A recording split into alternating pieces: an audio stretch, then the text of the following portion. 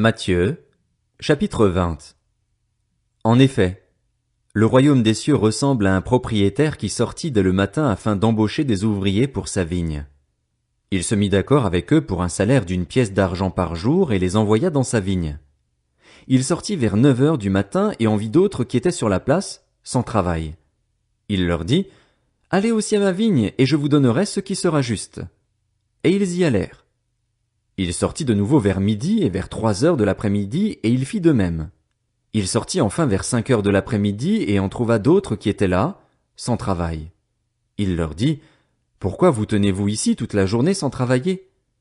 Ils lui répondirent, « C'est que personne ne nous a embauchés. » « Allez aussi à ma vigne, leur dit-il, et vous recevrez ce qui sera juste. » Le soir venu, le maître de la vigne dit à son intendant, « Appelle les ouvriers et paye-leur le salaire, en allant des derniers aux premiers. » Ceux de 5 heures de l'après-midi vinrent et reçurent chacun une pièce d'argent.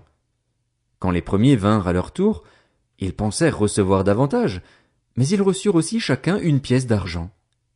En la recevant, ils murmurèrent contre le propriétaire en disant, « Ces derniers arrivés n'ont travaillé qu'une heure et tu les as traités comme nous, qui avons supporté la fatigue du jour et de la chaleur. » Il répondit à l'un d'eux, « Mon ami, je ne te fais pas de tort. N'as-tu pas été d'accord avec moi pour un salaire d'une pièce d'argent? Prends ce qui te revient et va-t'en. Je veux donner à ce dernier arrivé autant qu'à toi. Ne m'est-il pas permis de faire ce que je veux de mes biens? Ou vois-tu d'un mauvais œil que je sois bon? Ainsi les derniers seront les premiers et les premiers seront les derniers. Beaucoup sont invités mais peu sont choisis. » Pendant qu'il montait à Jérusalem, Jésus prit à part les 12 disciples et leur dit en chemin, « Nous montons à Jérusalem et le Fils de l'homme sera livré aux chefs des prêtres et aux spécialistes de la loi. Ils le condamneront à mort et le livreront aux non-juifs pour qu'ils se moquent de lui, le fouettent et le crucifient. Le 3e jour il ressuscitera. » Alors la mère des fils de Zébédée s'approcha de Jésus avec ses fils et se prosterna pour lui faire une demande. Il lui dit, « Que veux-tu ? » « Ordonne, lui dit-elle, que dans ton royaume mes 2 fils que voici soient assis l'un à ta droite et l'autre à ta gauche. » Jésus répondit, « Vous ne savez pas ce que vous demandez. Pouvez-vous boire la coupe que je vais boire, ou être baptisé du baptême dont je vais être baptisé? » Nous le pouvons, dirent-ils. Il leur répondit, « Vous boirez en effet ma coupe, et vous serez baptisés du baptême dont je vais être baptisé.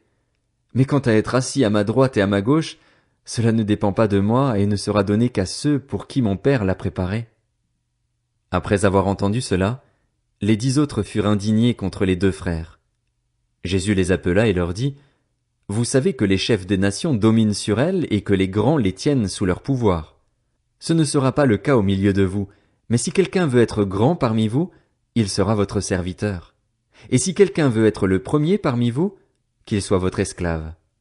C'est ainsi que le Fils de l'homme est venu, non pour être servi, mais pour servir et donner sa vie en rançon pour beaucoup. » Lorsqu'ils sortirent de Jéricho, une grande foule suivit Jésus.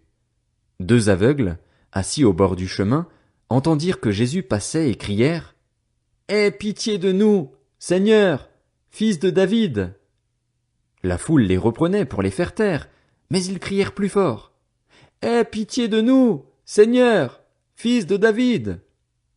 Jésus s'arrêta, les appela et dit, « Que voulez-vous que je fasse pour vous? » Ils lui dirent, « Seigneur, que nos yeux s'ouvrent. » Rempli de compassion, Jésus toucha leurs yeux.